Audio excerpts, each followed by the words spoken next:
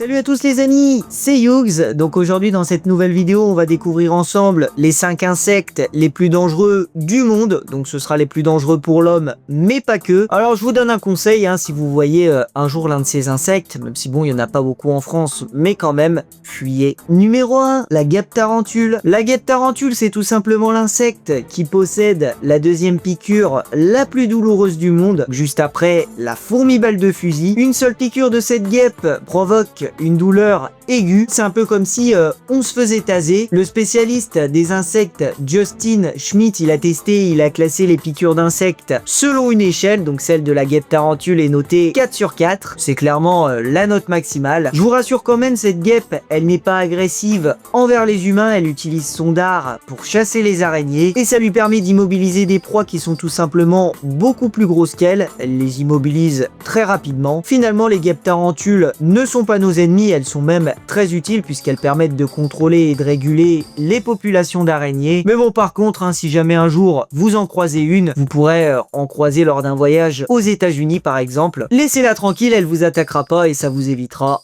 de finir au sol. Numéro 2, le triatome. Le triatome, c'est un insecte suceur de sang. Cet insecte, il est assez petit puisqu'il mesure généralement entre 1 et 2 cm. Comme vous pouvez le voir, il possède un corps allongé, un peu comme une blatte, on va dire. Il est parfois couvert de taches ou de bandes rougeâtres, même des fois orange. Cet insecte-là, on le trouve surtout dans les vieilles maisons insalubres en Amérique du Sud. Il attaque les humains pendant leur sommeil. Sa piqûre n'est pas douloureuse, donc on ne la sent même pas. Mais par contre, ses excréments peuvent transmettre des maladies. La maladie de Chagas. La maladie de Chagas, c'est une infection mortelle. À long terme, ça peut provoquer des troubles cardiaques, des troubles digestifs ou même des troubles neurologiques. Et en Amérique latine, on pense que 6 à 7 millions de personnes seraient infectées et que 10 000 personnes mourraient chaque année de cette maladie. Donc moi, je sais pas ce que vous en pensez, mais je trouve que ça fait quand même énormément de monde. Et pour l'anecdote, même Charles Darwin, le célèbre naturaliste, l'homme qui est à l'origine du concept de la sélection naturelle, il en a fait les frais en 1835 lors d'un séjour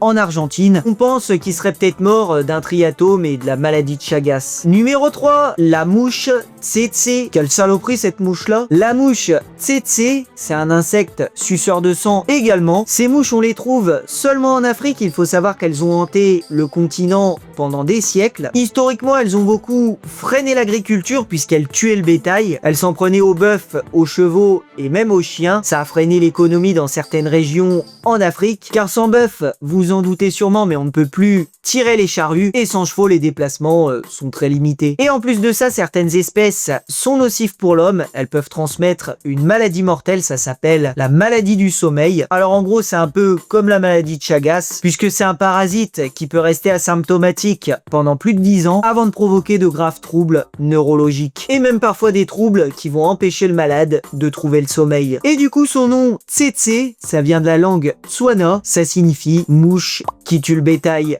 tout simplement. Numéro 4, alors là, c'est vraiment impressionnant, les fourmis siafou. Les fourmis siafou, on les appelle aussi les fourmis légionnaires africaines. Individuellement, elles sont pas très dangereuses, ça va encore, mais elles deviennent extrêmement dangereuses, justement, lorsqu'elles se regroupent, puisqu'elles se déplacent en colonies, et des colonies gigantesques, parfois plus de 20 millions de fourmis. Les fourmis siafou, elles sont presque aveugles, mais elles arrivent à se déplacer de façon stratégique grâce à des substances chimiques qu'elles déposent au sol. Ça leur permet de se coordonner. Les plus grandes d'entre elles, on les appelle les soldats. Les soldats, elles possèdent de puissantes mandibules en forme de ciseaux, ça peut provoquer des blessures ouvertes. Les siafou, il faut savoir qu'elles vivent en cycle de 2 phases. Une phase qui est dite la phase stationnaire, elle dure environ 20 jours. C'est la période durant laquelle la colonie reste immobile autour de la reine. Pendant ce temps-là, la reine, elle pond ses œufs. Et une autre phase, c'est la phase nomade. Donc celle-là, elle dure 15 à 20 jours. C'est la période des raids. Donc la colonie, à ce moment-là, elle se déplace assez lentement, certes, mais elle détruit tout sur son passage. Elle atomise des animaux bien plus gros qu'elle. Donc ça peut être, par exemple, des lézards, des grenouilles, des rats et même des serpents. Et chez les Maasai, il faut savoir que le passage des siafou est vu de manière positive, car elle nettoie les champs et tue les rats. Mais bon, par contre, lorsqu'une colonie de siafou traverse un village,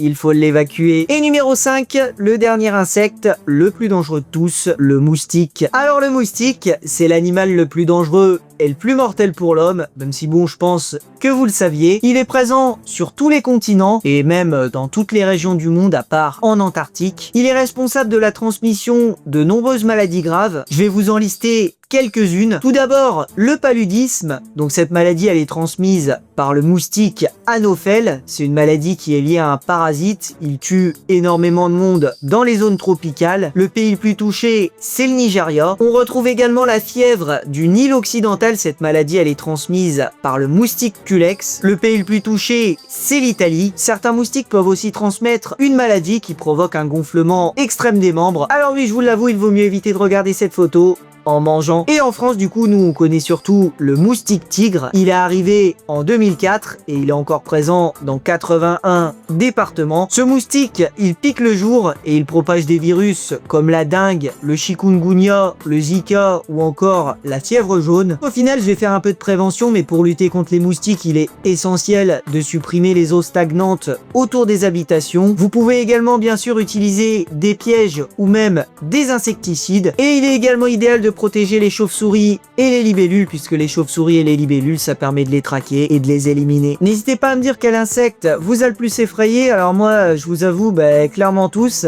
Après, celui vraiment qui m'impressionne le plus, c'est quand même les fourmis siafou, puisque à voir, ça doit être vraiment impressionnant. Si vous avez apprécié, n'hésitez pas à vous abonner et à activer la cloche des notifications. C'était Youbs, et moi je vous dis à bientôt dans de futures vidéos pour de nouvelles anecdotes et de nouvelles découvertes. Salut tout le monde. Dans le désert extrêmement sec de Californie, de grosses pierres qui pèsent parfois plus de 300 kg se déplacent toutes seules et laissent derrière elles de longues traces sur le sol. Le terrain bien sûr est parfaitement plat, il n'y a vraiment aucune pente.